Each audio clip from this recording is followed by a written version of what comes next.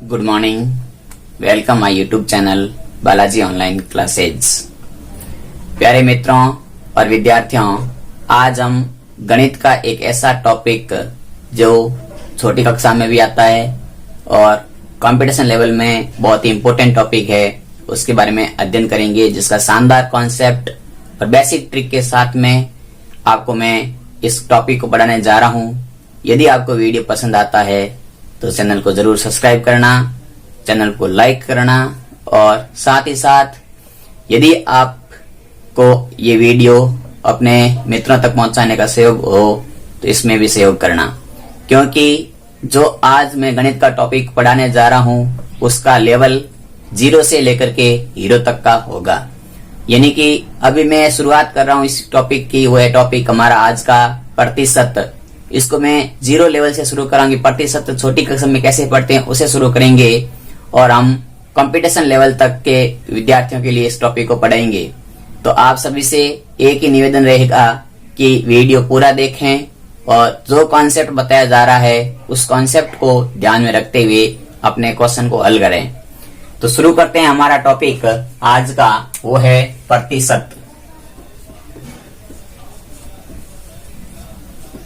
काफी विद्यार्थियों की रिक्वायरमेंट थी, मेरे जो भाई बंधु है जो police constable, SSC, railway loco pilot या इसकी रेलवे एनटीपीसी की तैयारी करते हैं, उनके लिए विशेष टॉपिक है ये। साथ ही साथ आर्मी जीडी या आर्मी क्लर्क या किसी प्रकार की डिफेंस सेवा में जाने की तैयारी करने वाले विद्यार्थियों को गणित का ये बेसिक टॉपिक प्रतिशत उनके भी बहुत ही उपयोगी सिद्ध होगा। तो क्या होता है कि प्रतिशत हम पढ़ते हैं तो प्रतिशत का मतलब क्या था, सबसे पहले प्रतिशत का क्या मतलब होता है इसके बारे में अध्ययन करते हैं। तो प्रतिशत का मतलब होता है प्रत्येक 100 पर। प्रतिशत का क्या मतलब होता है, काफी बार हमें ये ध्यान है प्रतिशत का मतलब क्या है, इनके इसका अर्थ क्या है। तो प्रतिशत का मतलब होता है प्रत्येक 100 पर, प्रत्येक 100 पर, यानी कि प्रत्येक 100 पर कोई भी गणना होती है तो प्रत्येक 100 पर जो गणना होती है उस गणना को हम कहते हैं प्रतिशत। प्रतिशत का निशान यानी प्रतीक क्या आता है, सिंबल क्या आता है, जिसका प्रतीक यानी प्रतिशत को किस रूप में दर्शाते हैं, जिसका प्रतीक क्या सिंबल होता है, इस प्रकार से तिरछी लाइन के पास 2 जीरो ये प्रतिशत का सिंबल हो जाएगा। इसका मतलब है 1/100। प्रतिशत का मतलब है 100, यानी प्रत्येक 100 पर। जैसे मैंने किसी संख्या को लिख दिया, किसी का मान लिख दिया, मैंने लिख दिया 10% का मतलब बताओ ये 10% का अर्थ क्या है। अब हमारे पास लिखा हुआ है 10%, इसका अर्थ क्या होगा, इसका अर्थ है कि 100 में से 10, इसका अर्थ हो जाएगा इनकी 100 में से 10। 10% का मतलब है कि 100 में से 10% हिस्सा है इनकी वो किसी का है। जैसे मैंने कह दिया कि एक व्यापार था, उस व्यापार में मेरा लाभ का परसेंट है वो 10% है, इनकी मेरा जो लाभ का परसेंट है, इनकी 100 यदि किसी को लाभ होता है तो उसमें से 10 रुपए मेरा लाभ होगा। इनकी 10% का मतलब हो गया 100 में से 10, या हम इसको ऐसे भी लिख सकते हैं कि 10 और बटे में 100, इनकी मेरा लाभ हो गया। तो प्रतिशत का मतलब होता है 10 में से 100 में से 10 या 10/100। यदि कह दे कि 20% का अर्थ क्या है, तो 20% का अर्थ भी वही होगा इनकी 100 में से 20, 100 में से 20।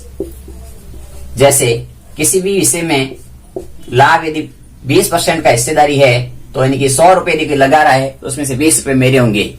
तो इस प्रकार से 20% का मतलब हो गया कि 100 में से 20।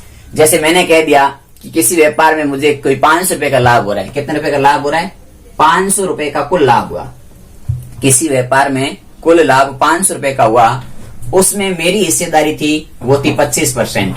तो 25% मेरी हिस्सेदारी, तो मेरा कितना हो जाएगा कुल लाभ, तो 25% मेरी हिस्सेदारी की 100 में से 25 यदि मेरे को मिलते हैं तो 500 में से कितने मिलेंगे, तो 2 जीरो से 2 जीरो कट जाएगी, 25 को 100 से गुणा करोगे तो 125, यानी कि मेरा लाभ हो जाएगा 125 रुपए। तो इस प्रकार से हम पढ़ते हैं प्रतिशत के बारे में। तो प्रतिशत का सामान्य अर्थ हमें पता चला कि प्रत्येक 100 पर कोई गणना होती है उसे हम प्रतिशत कहते हैं। इसका निशान क्या होता है, जिसका निशान होता है ये प्रत्येक का चिन्ह है। 10% का मतलब 100 रुपए है तो उसमें से 10% हिस्सा 10 रुपए हमारे अपने अलग होंगे। तो इस प्रकार से हमने प्रतिशत की बेसिक बात ये शुरुआत की है। तो एक बार आप इसका स्क्रीनशॉट लो, उसके बाद हम आगे आज के इसके पहला कॉन्सेप्ट पढ़ते हैं। तो आपने स्क्रीनशॉट ले लिया होगा। जैसे कि पहला कॉन्सेप्ट हमें ये पता नहीं होता है कि हमारे पास में किसी भी संख्या को भिन्न की संख्या है उसको प्रतिशत में बदलना क्या काम करते हैं। जैसे मैंने कह दिया कि 1/4% को भिन्न में बदलो, 1/4 भिन्न को प्रतिशत में बदलना। तो आज का हमारा टॉपिक है, वो है पहला कॉन्सेप्ट है, वो मैं यहां लिख देता हूं, भिन्न संख्या को प्रतिशत में बदलना,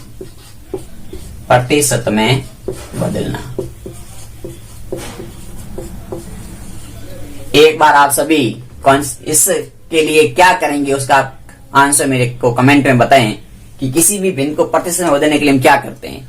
देखते हैं, क्योंकि मैंने काफी विद्यार्थियों से पूछा कि किसी भी भिन्न संख्या है उसको प्रतिशत में बदलने के लिए क्या काम करते हैं, तो उनका आंसर आता है कि सर जी 100 से गुणा करते हैं। किससे गुणा करते हैं? 100 से गुणा करते हैं। उस भिन्न को क्या करते हैं? 100 से गुणा करते हैं, इतना ही बोलते हैं, लेकिन यह आंसर उसका गलत है। तो एक बार आप मुझे कमेंट करके बताइए कि किसी भी भिन्न संख्या को प्रतिशत में बदलने के लिए हम क्या काम करते हैं। फिर मैं इसका भी आपको कॉन्सेप्ट बताता हूं। तो देखिए, किसी भी भिन्न को प्रतिशत में बदलने के लिए हम क्या करते हैं, उस भिन्न को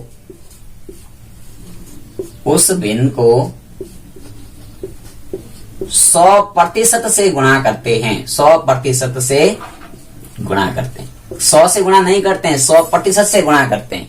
100% का मतलब होता है 100/100 और 100/100 का मतलब होता है 1। क्यों करते हैं 100% गुणा? क्योंकि 100% का मतलब होता है 100/100 और 100/100 का मतलब हो गया 1। और किसी भी संख्या को 1 से गुणा करेंगे तो उस संख्या के मान में कोई प्रभाव नहीं पड़ता है। यदि हम केवल 100 से गुणा करेंगे उसका मान बदल जाएगा, फिर हमारी भिन्न से ऐसे ही नहीं रहेगी। इसलिए आपको एक पहला कॉन्सेप्ट यहां से याद रखना है कि किसी भी भिन्न संख्या को प्रतिशत में बदलने के लिए उस भिन्न संख्या को 100% से गुणा करते हैं। किससे गुणा करते हैं? तो 100% से गुणा करते हैं। 100% का मतलब होता है 100/100 और 100/100 का मतलब होता है 1। और 1 से आप किसी भी संख्या को गुणा करोगे तो वो संख्या वही रहेगी। जैसे मैंने कह दिया, इस 1/4 को प्रतिशत में बदलो, तो 1/4 को प्रतिशत में बदलो। तो 1/4 को प्रतिशत में बदलना है तो क्या करेंगे हम? अभी मैंने बताया है कि 1/4 को 100% से गुणा कर दो। ठीक है, अब 100% से गुणा कर दिया तो 4 के पाड़े से 100 कट गए 25 बार, तो उत्तर आ गया इसका 25%। हम क्या करते हैं, 100 से गुणा करते थे, ये प्रतिशत यहाँ तो गुणा 100 से करते थे, पर यहाँ हम लगा देते हैं प्रतिशत।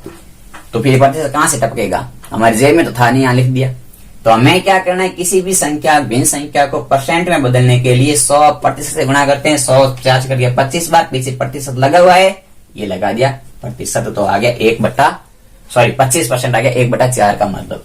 इसी प्रकार 1/2 का मतलब होता है 1/2 का प्रतिशत बदलना होता है, तो उसको करेंगे 1/2 100%। 1/2 का गुणा कर दिया 100% से, तो ये आ गया हमारा 50%। तो 1/2 का मतलब होता है 50%, 1/4 का मतलब होता है 25%।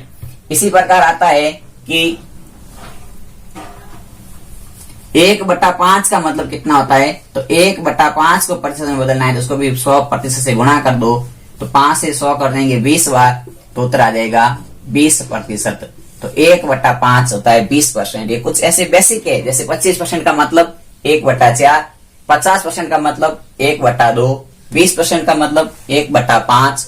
तो ये कुछ फिक्स वैल्यू है। जैसे मैं कह दूं कि मुझे चाहिए 1/10, तो 1/10 का मतलब है 1/10 को प्रतिशत में बदलो।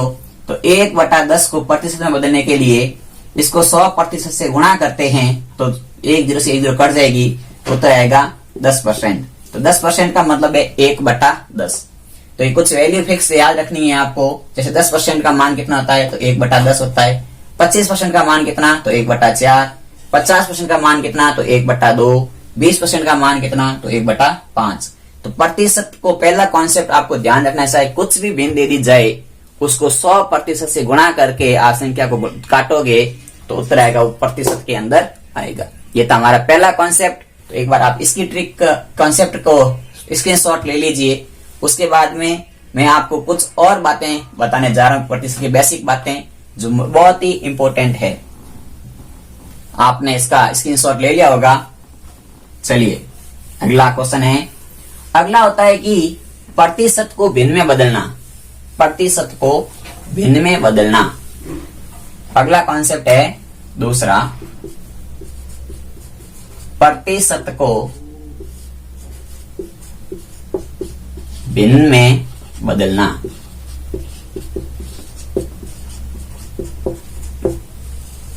अब प्रतिशत को भिन्न में बदलना, जैसे मैंने लिख दिया 20%।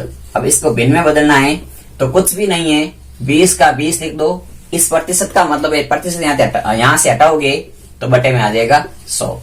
अब इसको काट दो, 0 से 0 कट जाएगी, 2 एकम 2, 2 पंजे 10। तो 20% को भिन्न में बदलना, और भिन्न में बदलने के लिए क्या किया, प्रतिशत हटा करके 100 का भाग दिया, यानी कि प्रतिशत के निशान की जगह बटे में 100 लिख दिया। हमें क्या काम करना है, प्रतिशत को भिन्न में बदलने के लिए प्रतिशत के स्थान पर बटे में 100 लिखना है।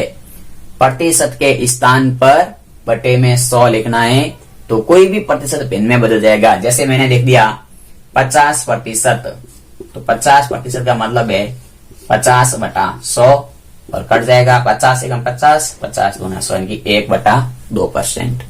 तो इस प्रकार से दो कॉन्सेप्ट समझे आज हमने। अभी पहला कॉन्सेप्ट समझा कि भिन्न को प्रतिशत में बदलने के लिए 100% से गुणा करते हैं, जबकि प्रतिशत को भिन्न में बदलने के लिए प्रतिशत हटा करके बटे में 100 लगाते हैं। तो ये आप एक बार आप इसका भी स्क्रीनशॉट ले लीजिए, यहां लिख दीजिए नोट, प्रतिशत को भिन्न में बदलने के लिए प्रतिशत की जगह बटा में 100 लिखते हैं। 100 लिखते हैं। तो हमें एक बार आप इसका भी, इस ट्रिक का भी, इनकी इस कॉन्सेप्ट का भी स्क्रीनशॉट ले लो। उसके बाद हम अगले कुछ और क्वेश्चन करते हैं। तो आपने सबने स्क्रीनशॉट ले लिया होगा। अब क्या होता है कि जैसे हमें काफी बार ये पूछा जाता है कि कोई संख्या लिख दी, जैसे प्रश्न लिख दिया कि 4/5 का कितना प्रतिशत है। अब हमें पूछा गया क्वेश्चन ये था, क्वेश्चन ये है कि 4/5 का कितना प्रतिशत है। 4/5 का कितना प्रतिशत है। अब हमें यह भी नहीं पता कि हम इसको कैसे सॉल्व करेंगे। काफी बार क्वेश्चन ऐसे आ जाते हैं, बहुत ही आसान क्वेश्चन होते हैं, बिल्कुल 0 लेवल के क्वेश्चन है, ये छोटी कक्षा में आते हैं, लेकिन हम इन कॉन्सेप्ट को ध्यान नहीं रखते हैं। हम बड़ी लेवल की तैयारी करते समय ऐसे छोटी छोटी बातों को ध्यान में रखना भूल जाते हैं। अब ये पूछा गया कि 4/5 का कितना प्रतिशत कम है। तो इस क्वेश्चन को हल करने के लिए हमें सबसे पहले तो ये देखना पड़ेगा कि यहाँ किसके बारे में बात हो रही है और किसके संदर्भ में हो रही है, इनकी किसके लिए पूछा जा रहा है, किसका पूछा जा रहा है, किसके साथ पूछा जा रहा है। तो हमें पूछा जा रहा है 4, इनकी 4 के बारे में पूछ रहा है, किसके साथ में पूछ रहा है, 5 के साथ में पूछ रहा है। तो 4 ऊपर आएगा, 5 नीचे आएंगे, उल्टा कर देगी तो गड़बड़ हो जाएगी। जिसके बारे में पूछा जाता है उसको लिखना है ऊपर, और जिसके साथ पूछा जाता है उसको लिखना है नीचे, और गुणा करना है 100% से। किसे गुणा करना है, 100% से। तो 4/5 का कितना प्रतिशत है, तो 5 से 100 कर देंगे 20 बार, तो उत्तर आ जाएगा 80%। यानी कि 4 है जो 5 का 80% मान होता है, वो 4 होता है। यानी कि 5 का 80% मान 4 होता है। यानी कि 4/5 का कितना प्रतिशत है, 4/5 का हो जाएगा 80%। इसी प्रकार पूछा जाता कि 4/5 से कितना प्रतिशत कम है, 4/5 से कितना प्रतिशत कम है। बहुत ही बेसिक बात है, लगती है छोटी छोटी बातें हमें कि क्या पढ़ रहे हैं या क्या पढ़ा रहे हैं, क्योंकि अब ये प्रश्न पूछा गया कि 4/5 से कितना प्रतिशत कम है। तो हमें क्या करते हैं, आप गम कर देते हैं कि 4/5 से कितना % कम है। तो देखो, ऐसे क्वेश्चन करने के लिए सबसे पहले देखना पड़ेगा किसके बारे में बात हो रही है।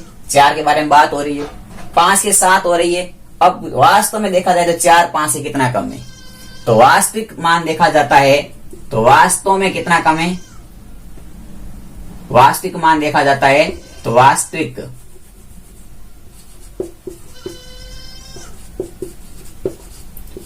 मान देखा जाता है तो 1 कम है। वास्तविक में तो है 1 कम।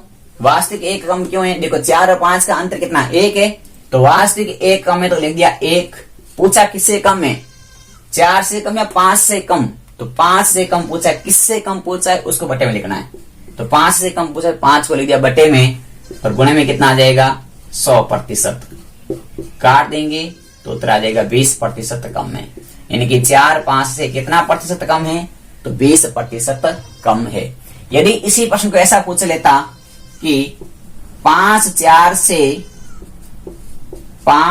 से कितना प्रतिशत अधिक है, कितना प्रतिशत अधिक है, अब क्या करते, बटे में क्या आएगा, कमेंट करके जल्दी से बताओ बटे में इसका आंसर क्या आएगा। तो देखिए अब यहां पूछा गया कि 5 और 4 से कितना प्रतिशत अधिक है, तो यहां बात हो रही है 5 की, किसके साथ हो रही है, तो हमारे होती बात हो रही है 5 के 4 के साथ में। वास्तव में कितना अधिक है, तो वास्तव में अधिक है 1। किसके बारे में, किसके साथ पूछा है, 5 के बारे में पूछा नहीं, पूछा किसके साथ में, 4 से पूछा है, तो बटे में आएगा 4 और गुणे में आ जाएगा 100%। तो यहां से कट के आ जाएगा 4, 100 से कट जाएगा, हो जाएगा 25% अधिक है। यानी कि 5 और 4 से 25% अधिक है। 5 और 4 से कितना अधिक है, तो 25% अधिक है। फिर आता है इसी प्रकार, एक बार आप इसका स्क्रीनशॉट ले लो, बेसिक कॉन्सेप्ट के क्वेश्चन थे जो समझे हैं, जल्दी से आप स्क्रीनशॉट ले लो। उसके बाद मैं आगे इसकी इसी टाइप के इसी कॉन्सेप्ट पर कुछ ट्रिक के साथ क्वेश्चन कराने जा रहा हूं। तो चलिए, आपने लिख लिया होगा। अगला क्वेश्चन है कि कोई 2 संख्याएं तीसरी संख्या के 20% व 25% के बराबर है, तो पहली संख्या दूसरी संख्या के कितने % के बराबर होगी। प्रश्न ये लिखा हुआ है आपकी स्क्रीन पर। प्रश्न लिखा हुआ है कि 2 संख्याएं किसी तीसरी संख्या से क्रमशः 20% व 25% के बराबर है, तो पहली संख्या दूसरी संख्या के कितने % के बराबर होगी।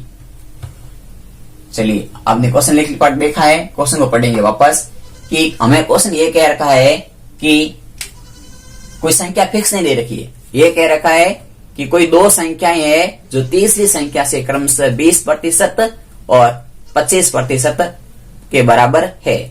फिर यह कहा गया है कि पहली संख्या दूसरी संख्या के कितने % के बराबर होगी।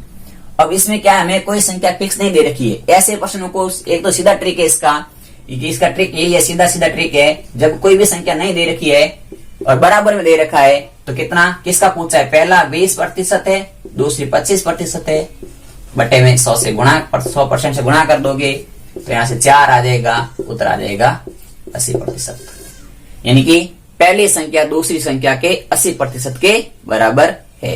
लेकिन इसका मैं आपको पूरे कॉन्सेप्ट के साथ कराता हूं, फिर ट्रिक लिखाऊंगा। तो देखिए, प्रश्न हमें यह लिखा हुआ है कि 2 संख्याएं तीसरी संख्या से पूछा है, तो मान लिया तीसरी संख्या क्या कर लिया, माना तीसरी संख्या क्या मान ली, तीसरी संख्या मान ली 100। अब 100 मान ली, अब 100 का 20% कितना होगा, मैंने अभी बताया था 100 का 20% का मतलब होता है 100 में से 20। तो पहली संख्या क्या आ गई, 20% यानी कि 20। दूसरी संख्या क्या आ गई, 25% मतलब 25। तो पहली संख्या 20 और दूसरी 25 आ गई। अब हमें प्रश्न में ये पूछा गया पहली संख्या दूसरी संख्या के, पूछा है पहली के बारे में, किसके साथ, दूसरी के साथ पूछ रहा है। पहली के बारे में पूछ रहा है, दूसरे के साथ पूछ रहा है, तो जिसके बारे में पूछ रहा है उसको लिखते हैं ऊपर, जिसके साथ पूछेगा उसको लिखेंगे नीचे, और साथ में गुणा करेंगे हम 100% से।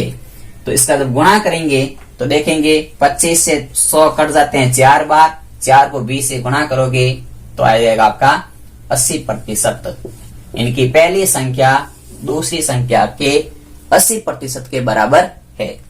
तो आपको इसका कॉन्सेप्ट समझ में आया होगा। एक बार आपका इस स्क्रीनशॉट ले लो। अगला क्वेश्चन हम फिर करते हैं।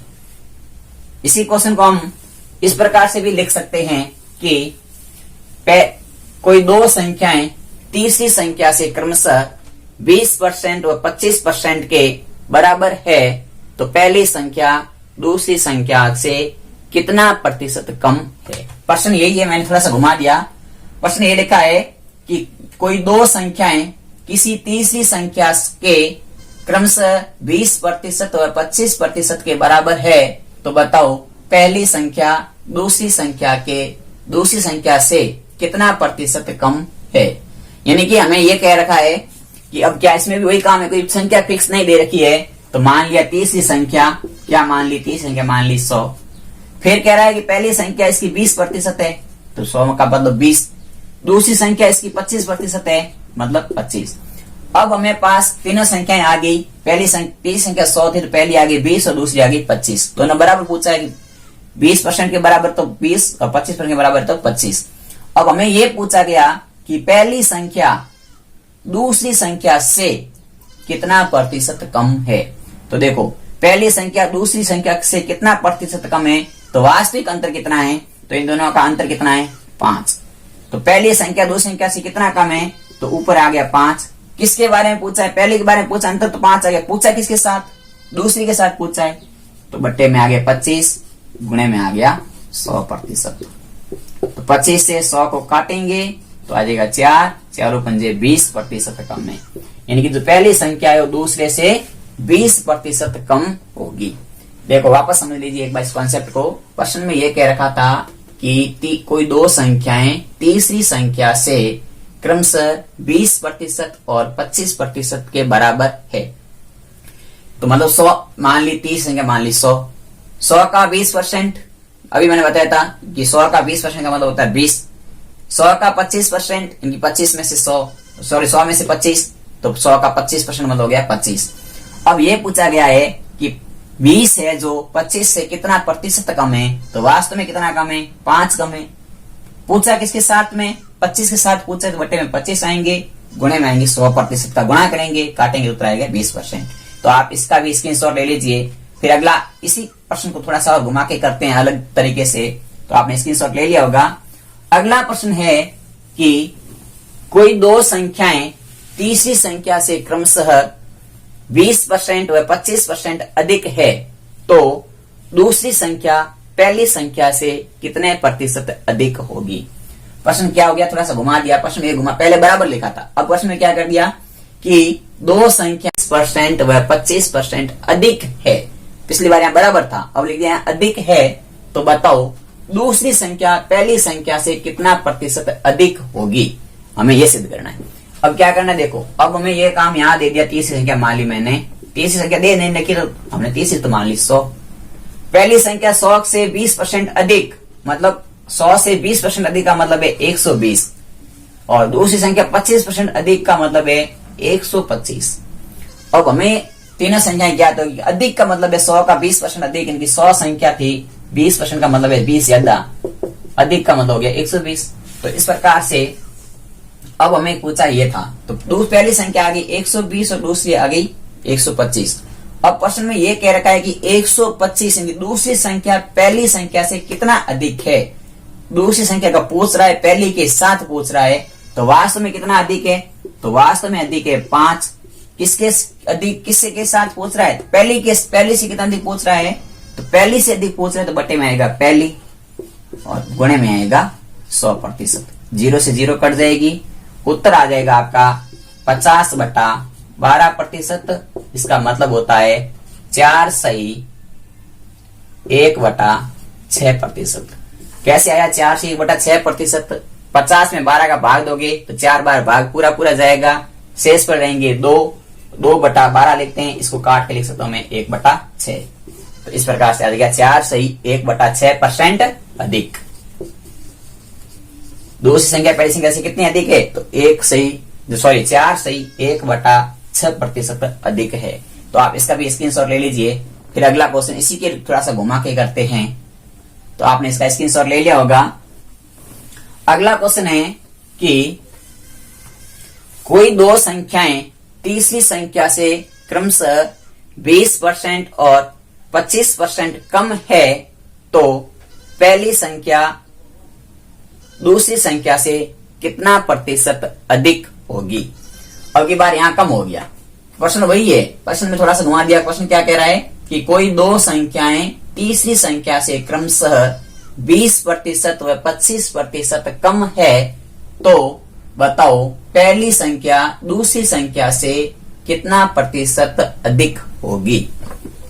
यानी कि अब क्या हो गया, प्रश्न यही है। इसका तीसरा संख्या मान ली, इसने अपने मान लिया इसका हल, तो तीसरी संख्या तो हमें मानेंगे, संख्या तो मान दे नहीं, 100 मान ली।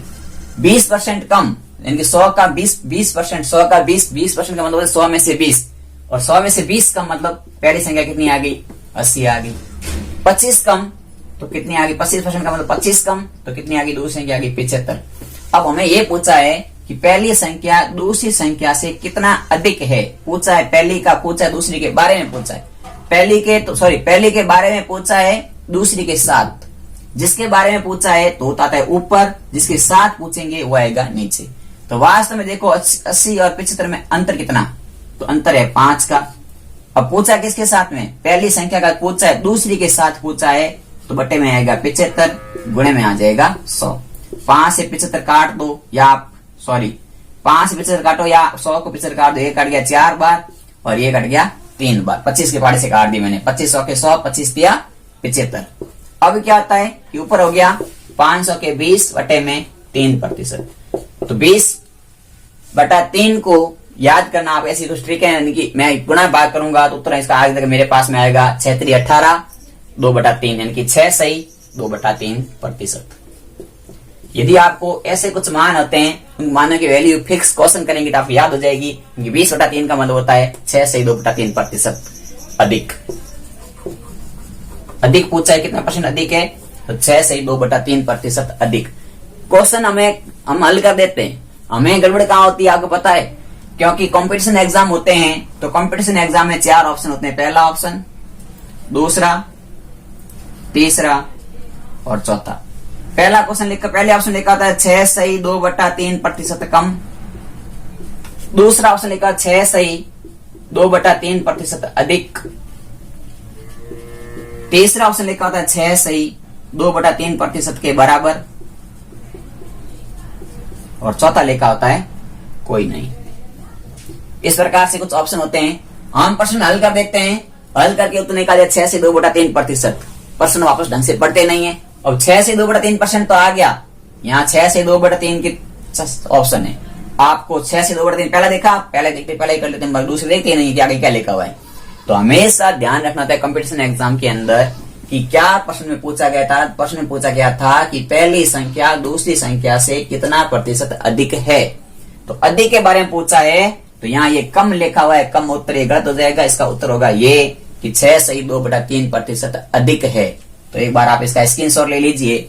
उसके बाद अगला क्वेश्चन करते हैं।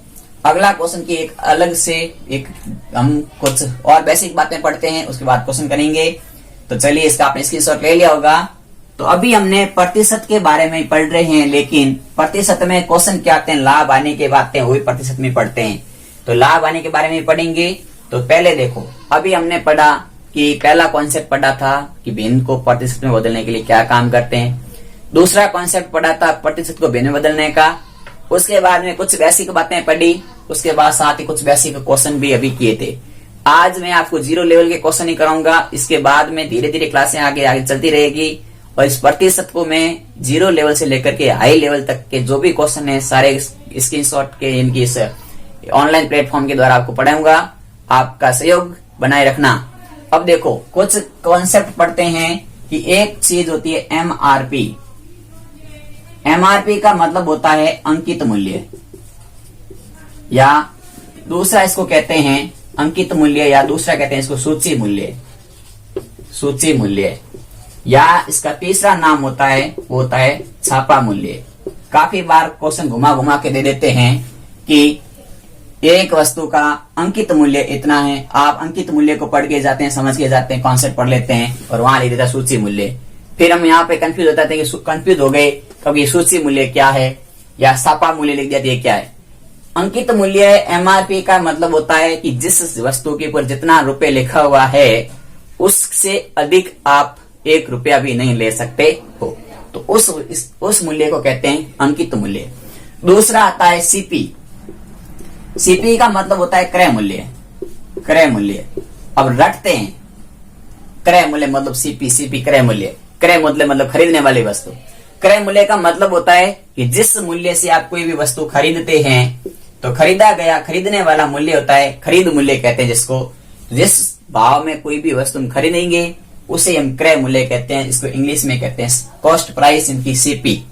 सीपी शॉर्टकट नाम आप याद रखोगे, बहुत ही फायदा होगा सीपी से, क्योंकि सीपी लिखा होता है काफी बार, काफी एग्जाम में, काफी क्वेश्चन में सीपी लिखा हुआ जाता है। क्रय मूल्य या खरीद मूल्य कम लिखे होते हैं। क्रय मूल्य का मतलब है जिस भाव से वस्तु खरीदी। जैसे मैंने किसी चीज को आपसे 80 रुपए में खरीदी, तो मेरा क्रय मूल्य 80 रुपया है और वही 80 रुपया आपका विक्रय मूल्य हो जाए क्योंकि आपने बेची है। तो दूसरा आता है सेलिंग प्राइस, जिसे कहते हैं हम विक्रय मूल्य। विक्रय मूल्य, इस विक्रय मूल्य का कहते हैं हम बेचा मूल्य या बेचने वाला मूल्य। यानी जिस भाव में हम बेचते हैं, जिस रुपए में, जितने रुपए में वस्तु को बेच देते हैं, उस वस्तु को कहते हैं हम विक्रय मूल्य। तो क्रय मूल्य और विक्रय मूल्य के बाद में एक आता है हमारा लाभ और एक होती है हमें हानि।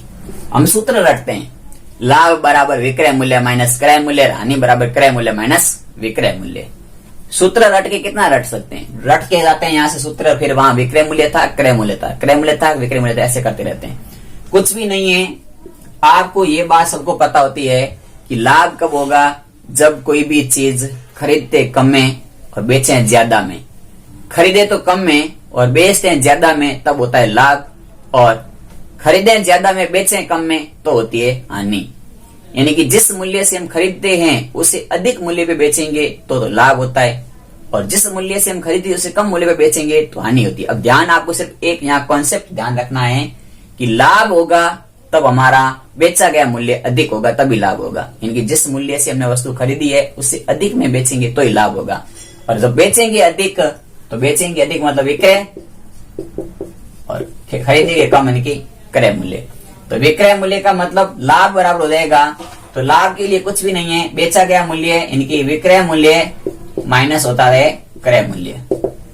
और हानि के लिए क्रय मूल्य माइनस विक्रय मूल्य।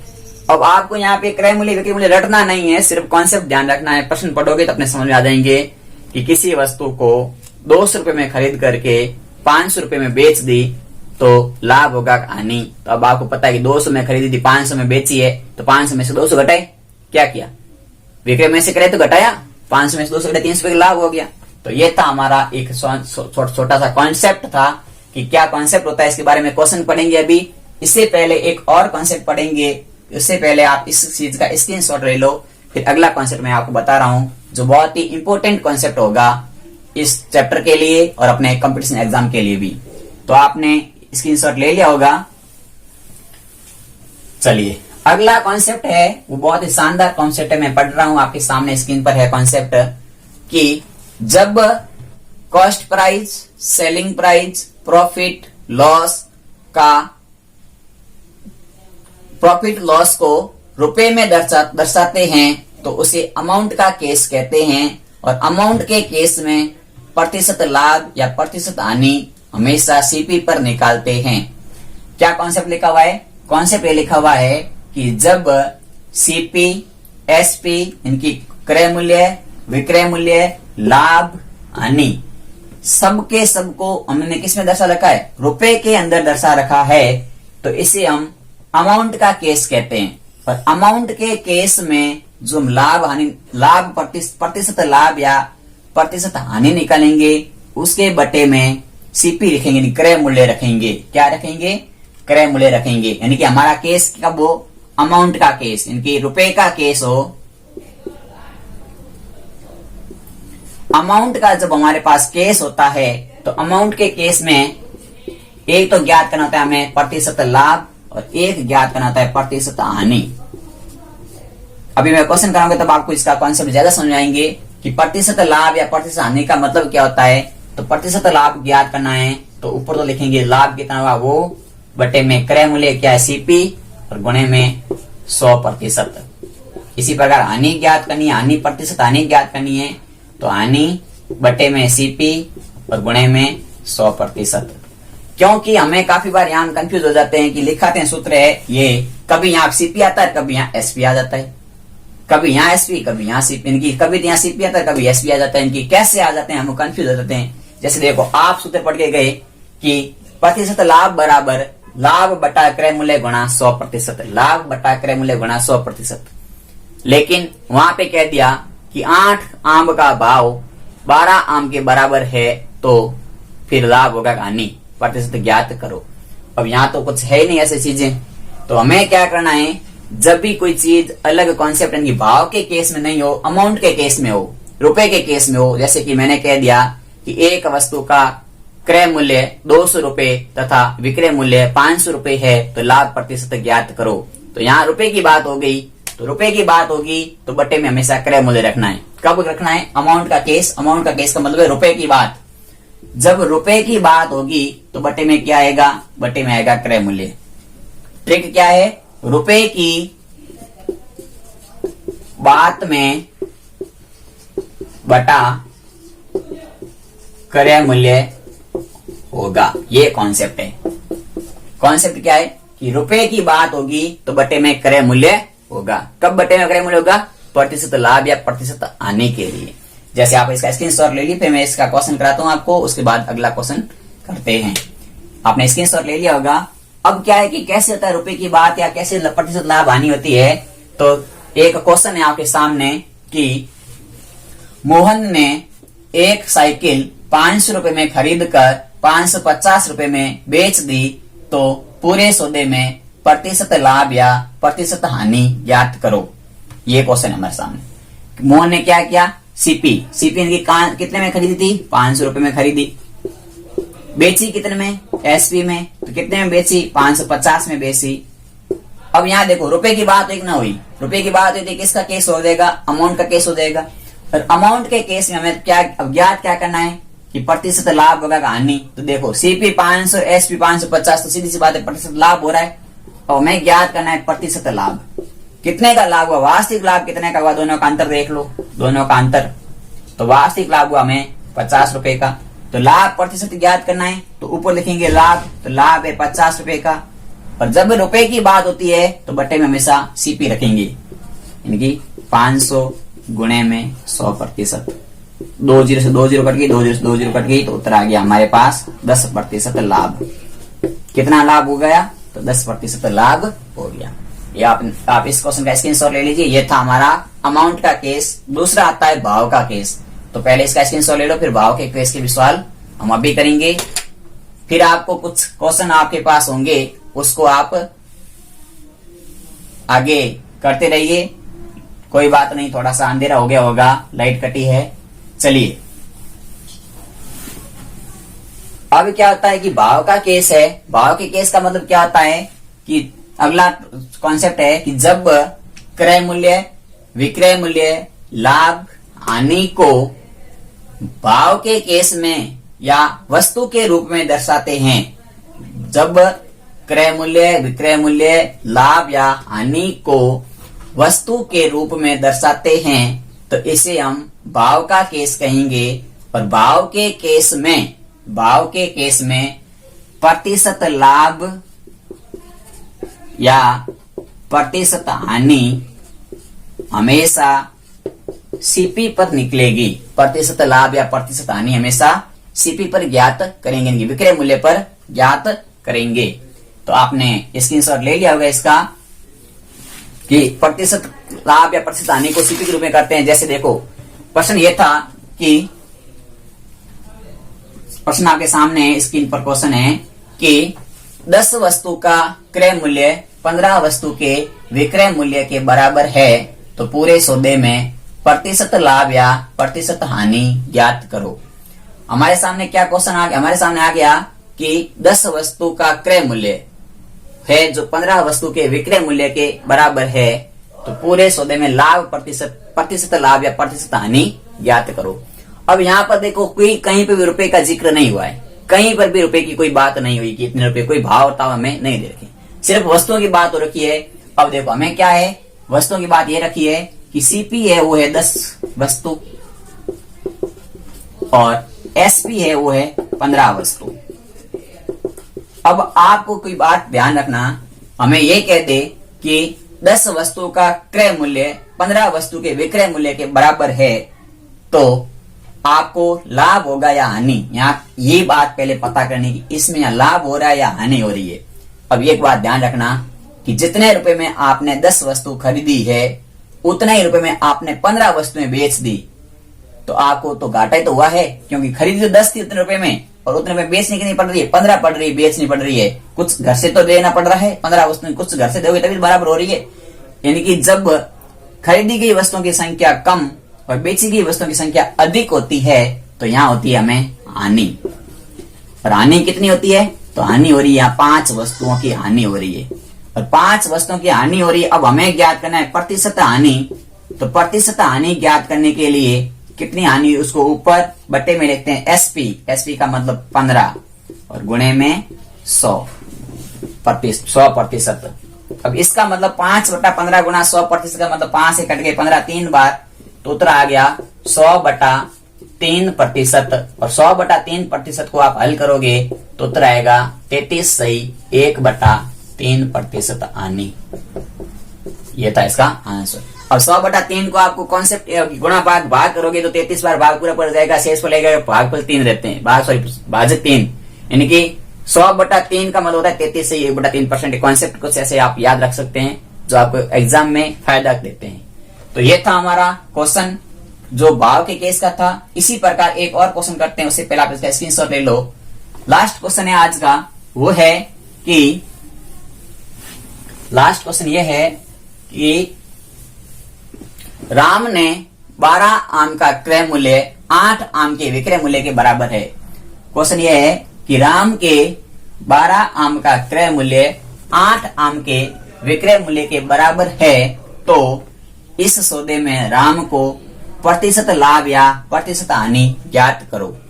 अब देखो इसमें क्या दे रखा है, हमें दे रखा है पहले देख रहा सीपी दे रखा है 12 आम, यानी कि 12 आम का क्रय मूल्य तो सीपी 12 आम, और एसपी हमें दे रखा है 8 आम। अब देखो कह रहा है कि जितने रुपए 12 आम के लगे थे उतने रुपए 8 आम में कमा लिए, तो अब लाभ हुआ हानि हुई।